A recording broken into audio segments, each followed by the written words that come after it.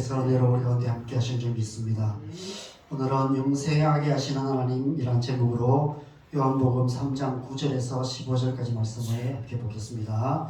요한복음 3장인데 제가 1장이 벗어나네요.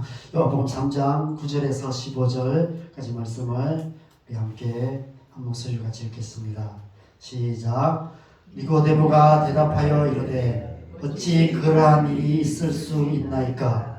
예수께서 그에게 대답하여 이르시되 너는 이스라엘의 선생으로서 이러한 것들을 알지 못하느냐?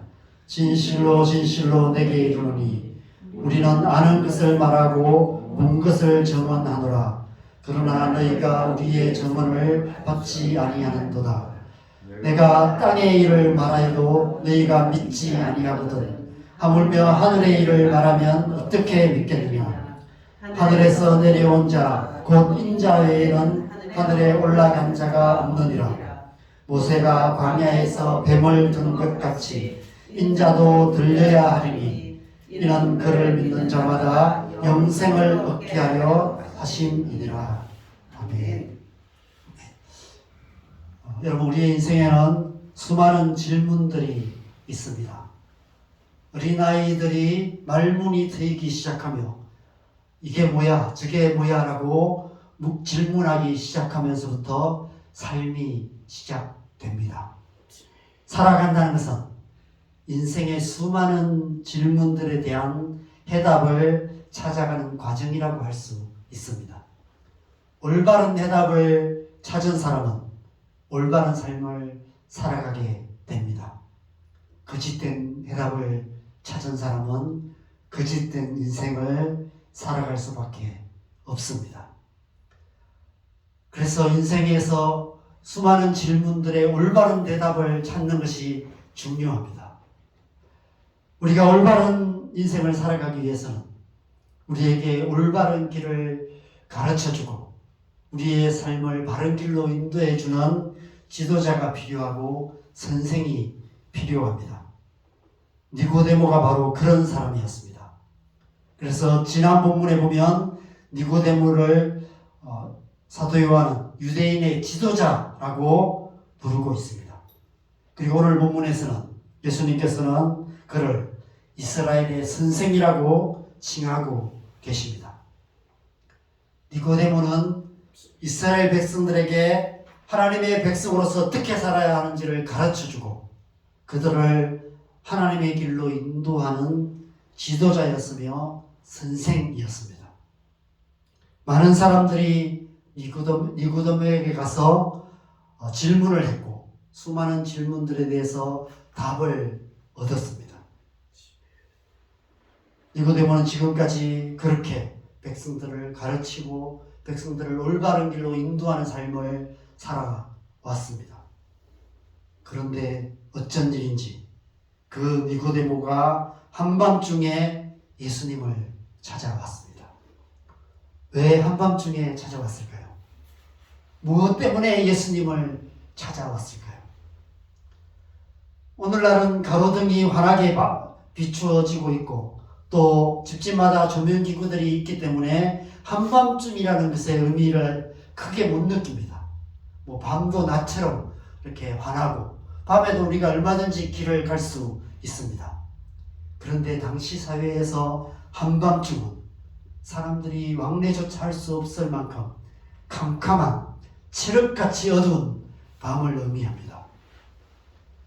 어쩌면 우리 인생이 처한 영적인 현실을, 영적인 실상을 암시하는 것이 바로 이 한밤중이라는 단어에 포함되어 있는 의미가 아닐까 싶습니다. 여러분, 우리 사는 이 세상은 영적으로 어두운 세상입니다. 저마다 나름대로 열심히 의미들을 찾으며 이 세상을 살아가고 있지만 정작 어디서부터 와서 어디로 가는지 알지 못한 채 캄캄한 어둠 속을 헤매는 삶을 살아가고 있습니다.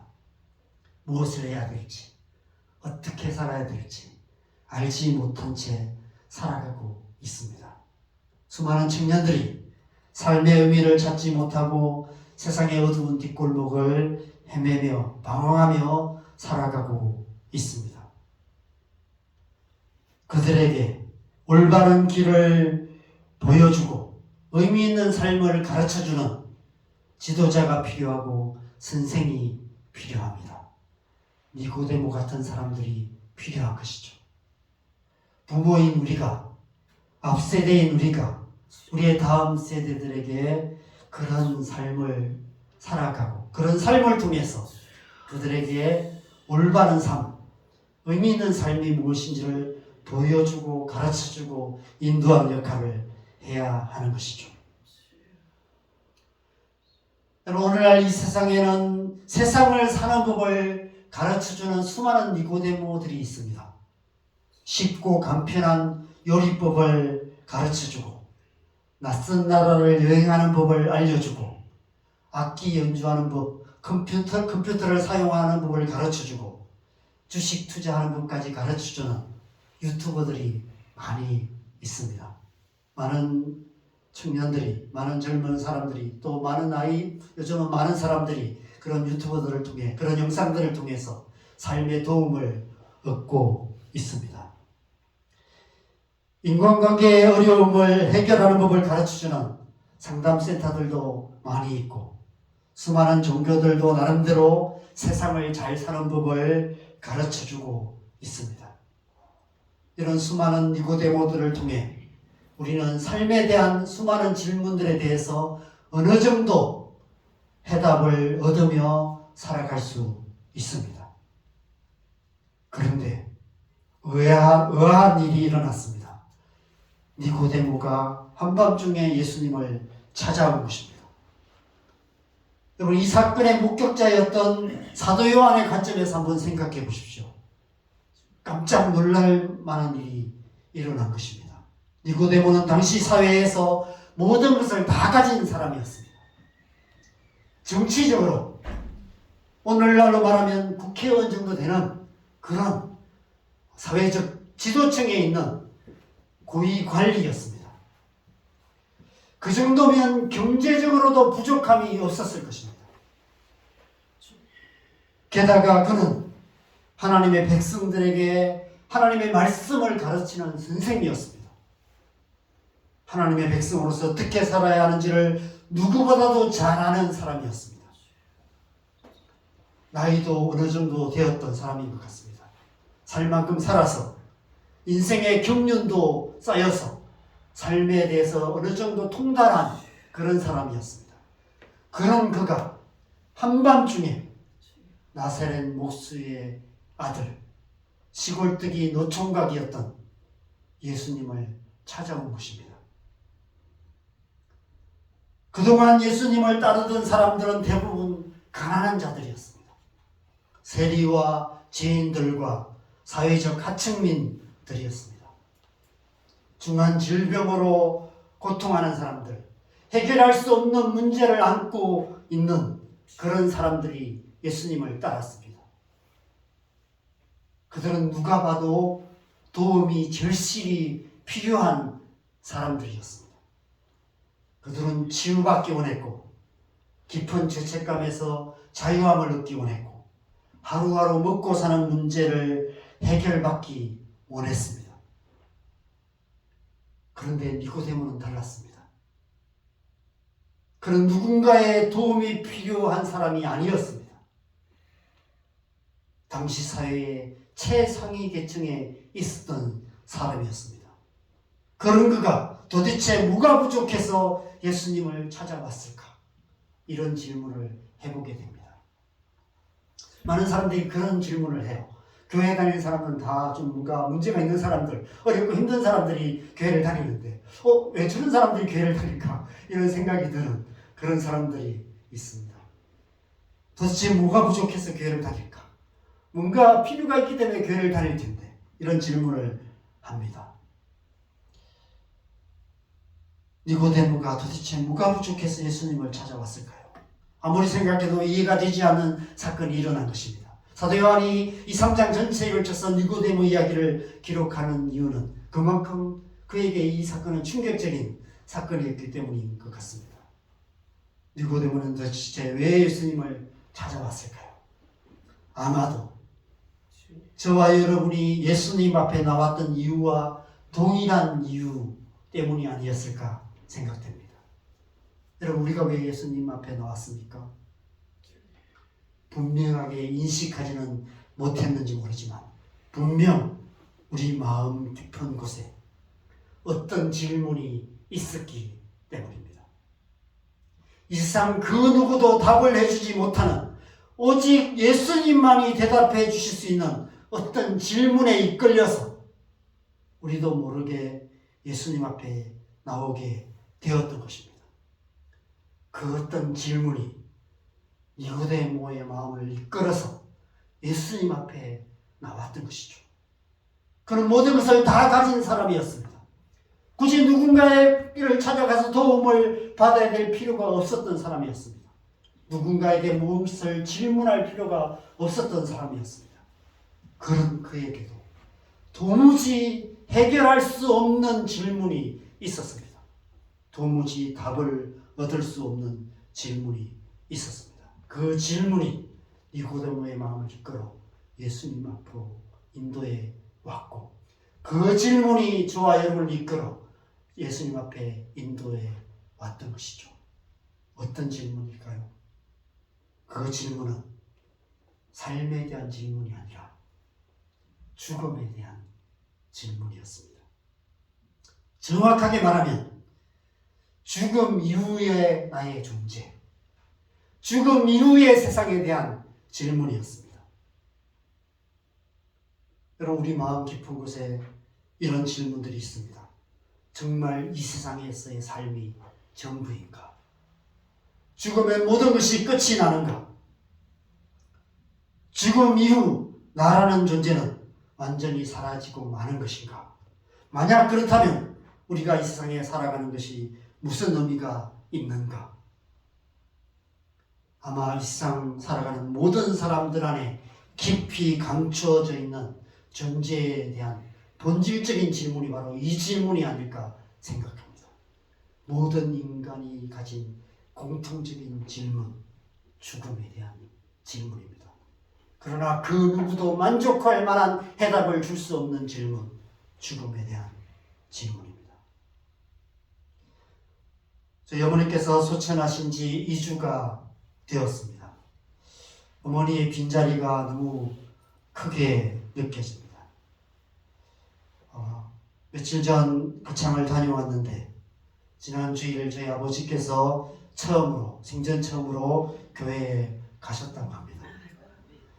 제가 어떠셨냐고 질문하니까 대접 잘 받고 왔다고 담임 목사님과 단둘이서 식사를 했다고 그렇게 하셨습니다. 그러면서 갑자기 늘 하시던 말씀을 하셨어요. 다 소용없다고, 죽으면 다 끝이라고, 잠들면 아무것도 모르는 것처럼 죽으면 그렇게 되는 거라고 그렇게 얘기를 하셨어요. 제가 뭐라고 반박을 하려다가 참았습니다. 아버지께서 지금 삶이 아닌 죽음에 대한 질문을 하고 계신다는 생각이 들었습니다. 늘 함께 계셨던 어머니의 죽음 앞에 죽음에 대한 질문을 하고 계시는 것 같습니다.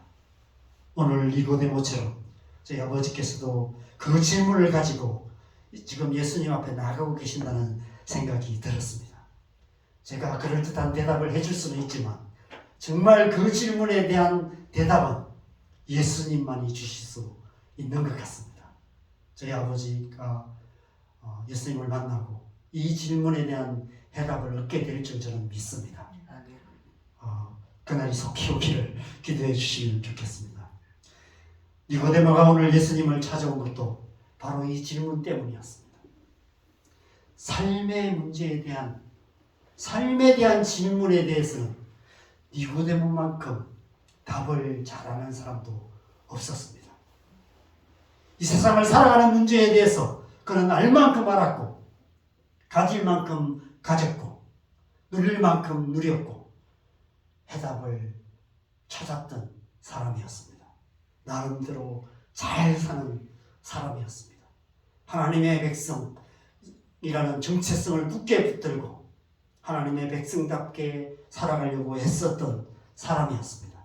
그러나 나이가 들어 이 세상에 속한 육신의 생명이 끝날 때가 가까울수록 그 마음 깊은 곳에서 점점 더 커져만 가는 질문이 있었습니다.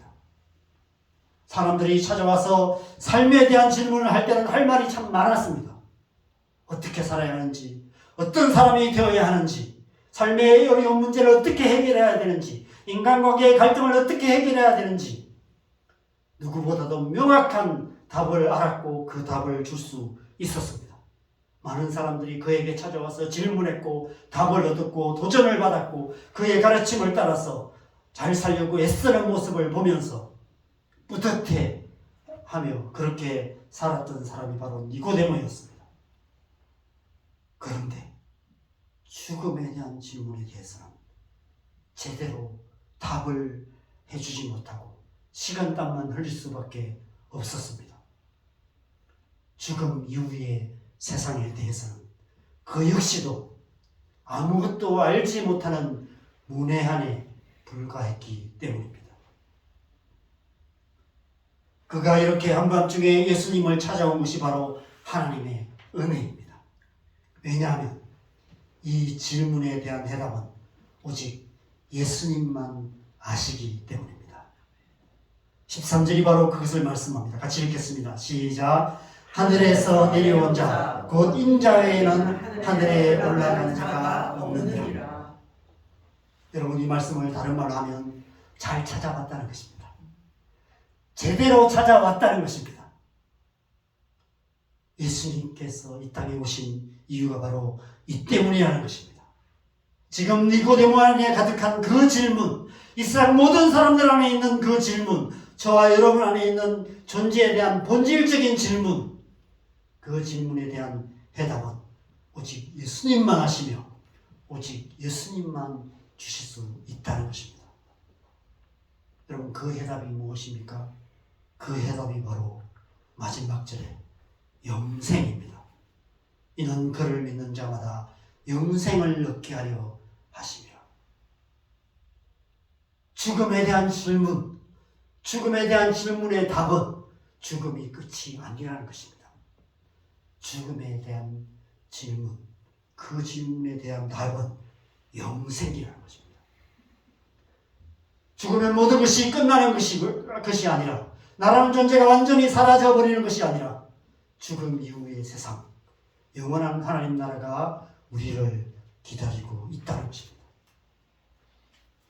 이 땅에서 유한한 우리 육신의 생명이 끝난 후에는 저 영원한 하나님 나라에서 영생을 누리게 된다라고 예수님을 말씀하고 계시는 것이죠. 예수님께서 이 땅에 오신 이유가 바로 이 때문인 것입니다. 예수님께서는 우리에게 영생을 말씀하시고 영생이 있음을 알게 하실 뿐 아니라 모든 믿는 자들에게 영생의 길이 되시기 위해서 이 땅에 오신 것입니다. 어떻게 우리에게 영생을 주실까요? 바로 14절입니다. 14절 말씀 같이 읽겠습니다. 시작. 모세가 광야에서 뱀을 든 것 같이 인자도 들려야 하리니. 여기 말씀은 민수기 21장 4절에서 9절 말씀에 기록되어 있는 광야에서 불뱀과 놋뱀 사건을 말씀하고 있는 내용입니다. 저는 이 말씀이 처음엔 이해가 잘 안 되었습니다. 어떻게 이 광야에서 일어났던 이 놋뱀 사건과 예수님의 십자가 사건을 예수님께서 이렇게 연결해서 말씀하실까 잘 이해가 안 되었어요. 근데 제가 이제 이 말씀을 준비하면서 이런 의미구나 하는 것을 새롭게 깨닫게 되었습니다. 여러분, 이 사건은 광야 40년의 거의 막바지 한 38년쯤 지난 후에 일어난 사건이었습니다. 민수기 21장 4절을 보면 백성들이 이제 이 가나안 땅으로 다시 들어가기 위해서 가나안 땅으로 가까이 가는 그런 여정을 가고 있습니다. 그런데 에돔 땅을 이렇게 지나가는 우회하는 길을 가는데 그 길이 너무 험한 길이었습니다. 그 길 때문에 이스라엘 백성들이 마음이 상하였다. 너무 힘들어서 마음이 상하였다라고 말씀하고 있습니다. 여러분, 우리가 마음이 상하면 어떻게 될까요? 다른 일 때문에 마음이 상하면, 어떤 사람 때문에 마음이 상하면 그 사람에게 화가 나겠죠. 그죠? 그 사람에게 우리가 분풀이를 하고 그 사람을 원망하고 그렇게 될 겁니다. 그런데 지금 이스라엘 백성들은 하나님 때문에 마음이 상했어요. 하나님의 인도하심을 따라 살았는데, 여러분, 우리가 인생을 살다가 그럴 때가 있습니다. 나는 나름대로 잘 살아왔다고 생각합니다. 하나님 말씀대로 살았는데, 하나님 앞에 헌신하며 살았는데, 그런데 우리의 삶이 우리가 원하지 않는 일들이 일어나고 우리의 삶에 어려움이 닥칠 때가 있어요. 지금 이스라엘 백성들이 그래요. 40년의 광야를 지났어요. 물론 앞세대들은 하나님 앞에 거역하면서 광야 앞에서 하나님을 불신앙함으로 말미암아 광야에서 다 떨어져 죽었습니다. 38년이 지났어요. 이제 그 광야의 모든 출애굽 1세대들이 다 죽고 이제 출애굽 2세대들로 구성된 그런 공동체가 되었습니다. 그들은 지금까지 광야에서 태어나서 광야의 길을 갔습니다. 하나님의 인도하심을 따라 살았어요. 이쯤 되면 이제 더 이상 어려움이 없이 평안해져야 되지 않을까요? 그런데 하나님께서 이 험한 길로 인도해 오셨습니다. 에돔 땅을 우회하는 길. 아마 이 길이 어떤 길인지 가보지 않아서 모르지만 정말 험한 길이었던 것 같습니다. 제가 이집트 전도여행을 가서 시내산을 2번 가는 길을 2번을 갔었는데 정말 그 길을 가면서 그냥 차 타고 갔는데도 이스라엘 백성들이 하나님을 원망할 만했다 이런 생각이 들었어요. 정말 더웠습니다. 가도 끝이 없는 나무 한 그루 없는 그런 길을 40년을 갔다고 생각해보세요. 정말 하나님을 원망할 만한 그런 길이었습니다. 마음이 상했어요. 하나님 앞에 마음이 상했어요. 그래서 하나님 앞에 원망하기 시작합니다. 여러분, 우리가 하나님 앞에 원망하게 되면 어떻게 되는지 아세요? 지나온 모든 것이 다 부정되어져요. 지금까지 내가 하나님 앞에 살았던 모든 시간들을 다 부정하게 돼요. 그럼 어디까지 가느냐 하는 거죠? 그 다음 절 21장 5절을 한번 같이 읽겠습니다. 시작. 백성이 하나님과 모세를 향하여 원망하되 어찌하여 우리를 애굽에서 인도하여 내어 이 광야에서 죽게 하는가? 이곳에는 먹을 것도 없고 물도 없도다. 우리 마음이 이 하찮은 음식을 싫어하노라. 아멘. 지나온 모든 시간, 지나온 모든 삶 속에 주신 모든 하나님의 은혜를 다 부정하게 되고 심지어는 출애굽하게 하신 그 구원의 은혜까지도 다 부정하게 돼요. 다 잊어버리게 돼요. 그러면 어떻게 될까요? 6절에 보면 여호와께서 불뱀들을 백성 중에 보내어 백성들을 물게 하심으로 이스라엘 백성들 중에 죽은 자가 많은지라 라고 말씀하고 있습니다. 여러분, 여기 불뱀은 사단의 권세를 상징합니다.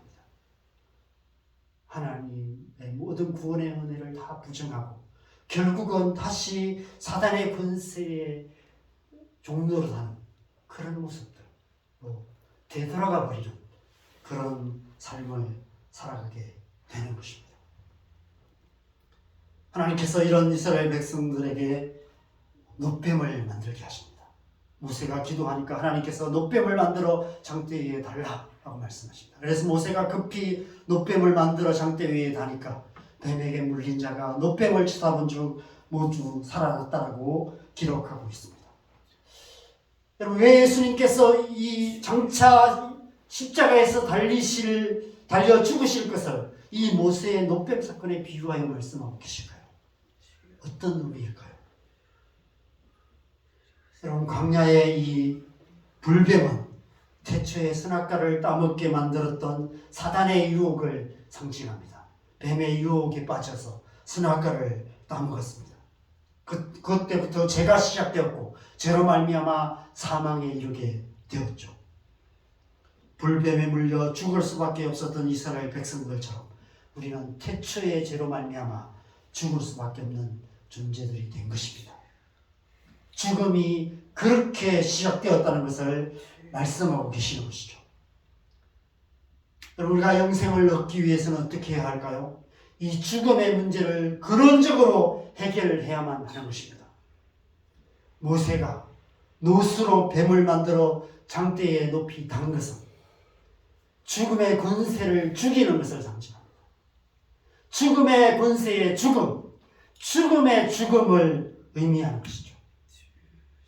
죽음의 문제를 완전히 해결하는 것을 말해요. 여러분, 노뱀은 죽은 뱀이에요. 그렇죠? 그것을 영원히 죽이는 것을 말하는 것입니다. 그 노뱀을 바라보는 자는 죽음의 권세가 죽어지고 그들은 다시 살아나는 것입니다. 광야에서 그런 일이 일어났어요. 불뱀에 물린 자들이 노뱀을 바라봄으로 말미암아 살아나는 역사가 일어났습니다. 예수님께서 바로 십자가가 바로 그런 의미다라고 말씀하시는 것입니다. 예수님께서 우리의 모든 죄를 대신 지시고 십자가에 달려 죽으시는 것입니다. 십자가에서 죽음을 죽이시는 거예요. 죽음의 권세를 죽이시는 것입니다. 죽음을 통해서 죽음의 문제를 해결하실 것을 말씀하시는 것입니다. 히브리서 2장 14절에 바로 그것을 말씀하세요. 죽음을 통하여 죽음의 세력을 잡은 자 마귀를 멸하신다 라고 말씀하십니다. 죽음을 통해 죽음을 멸하시는, 여러분, 죽음의 근원이 뭔가요? 죄입니다. 그렇죠? 죄로 인해 우리는 죽음의 권세 잡은 자 사단의 종로로 살 수밖에 없는 것이죠. 예수님께서 십자가에 달리심으로 죄의 문제를 해결하심으로 죄의 권세인 사망의 권세가 더 이상 역사하지 못하는 그런 근원적인 문제의 해결이 일어나게 되는 것입니다. 그래서 누구든지 예수님의 십자가를 믿고 예수님의 십자가를 바라보는 자는 광야에서 노뱀을 바라본 자가 구원을 받았던 것처럼 예수님의 십자가를 바라보는 자는 구원을 받고 영생을 얻게 되는 것입니다. 우리가 예수님을 믿는다는 것은 바로 이런 의미를 가지고 있는 것이죠. 예수님께서 십자가에서 달리심으로 죽음을 죽이시고 우리에게 영생을 선물로 주시는 분이심을 믿는 것입니다. 누구든지 그 예수님을 믿으면 영생을 얻게 되는 것입니다. 여러분, 우리는 누구나 인생의 근원적인 문제인 죽음에 대한 질문 앞에서 살아가게 됩니다. 우리는 애써 그 질문들을 잊고 살려고 애쓰죠. 가슴 깊이 누르고 그렇게 살아갑니다. 그러나 불쑥불쑥 그 죽음에 대한 두려움이 우리 안에 솟아납니다. 그 질문들이 계속해서 우리를 떠나지 않습니다. TV에서 전쟁으로 죽어가는 수많은 사람들의 모습들을 보게 되고요. 질병으로 죽어가는 사람들, 그런 모습들을 보게 됩니다. 그런 모습들을 너무 많이 봐서 어느 정도 무감각해지지만, 그러나 또 가끔씩 우리 주변에 그렇게 이웃들 가운데 죽음을 보게 되고요. 특별히 가까운 가족들의 죽음 앞에서 우리는 우리의 죽음 또한 생각할 수밖에 없습니다. 저희 엄마가 소천하시고 나서 저는 좀 더 죽음에 대해서 가깝게 느끼게 되는 것 같습니다. 아까 제가 사도신경을 하다가 아버지 하나님을 믿습니다. 여기 이 말씀 구절이 나오는데 갑자기 울컥했어요. 왜냐하면 저희 엄마께서 이렇게 중환자실에 계실 때 계속해서 그러시더라고요. 아버지 하나님, 아버지 하나님 이렇게 부르시더라고요. 제가 그게 지금도 기억이 납니다. 저희 엄마께서 아버지 하나님께로 돌아가셨구나. 이 생각을 하니까 갑자기 울컥해졌습니다.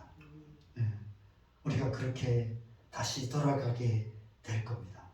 죽음은 그 영원하신 아버지 하나님께로 돌아가 영생으로 나아가는 과정에 불과합니다. 그래서 하나님께서 우리 가운데 그 질문을 하게 하세요. 오늘 니고데모가 그랬던 것처럼 우리가 그 근원적인 질문을 가지고 예수님 앞에 나아갈 때 답을 얻게 될 것입니다. 여러분, 그 질문에 대한 답은 이 세상 그 누구도 줄 수 없습니다. 그 어떤 정보도 줄 수 없어요. 왜냐하면 그 답은 오직 예수님만이 하시고 오직 예수님만이 주실 수 있는 답이기 때문입니다. 오직 예수님께서 십자가를 통해서 우리에게 주시는 답, 바로 영생입니다. 저와 여러분은 이미 그 답을 찾은 사람들인 줄 믿습니다. 답을 찾은 사람들이기 때문에 더 이상 답 없는 삶을 살아서는 안 되는 것입니다. 우리가 그리스도인답게 살아야 되는 이유가 바로 그 때문인 것입니다. 어떻게 살아야 할까요? 이 찬양처럼 살아가야 합니다. 이 찬양이 오늘 제 말씀의 결론입니다. 우리가 이 찬양을 고백을 우리가 함께 찬양하면서 또 함께 기도하고 결단하면서 그렇게 살아갔으면 좋겠습니다. 이 한 주간 이 찬양의 고백대로 영생을 누리며 우리에게 주신 새 생명을 맛보고 누리며 하나님의 백성답게 살아가는 복된 한 주간 되었으면 좋겠습니다. 우리 이 찬양을 함께 하시겠습니다. 이제 주님의 새 생명 얻은 몸 이 찬양 함께 하시겠습니다.